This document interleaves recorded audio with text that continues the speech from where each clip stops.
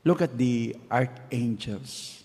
Si San Miguel, minaog aron makigbugno sa yawa ug sa dautan.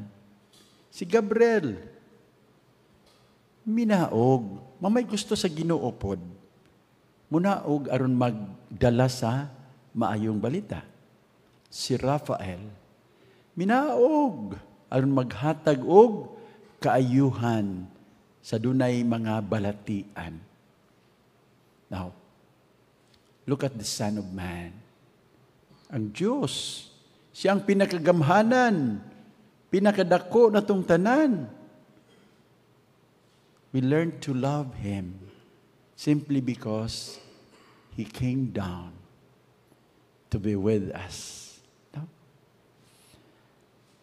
Gigugma na to ang Diyos, nakailatan niya tungod kay minaog. No? Now, munaog man ganing Ginoo, kita pagkahang tao. Just try to imagine kung ang inyong obispo di mo naog.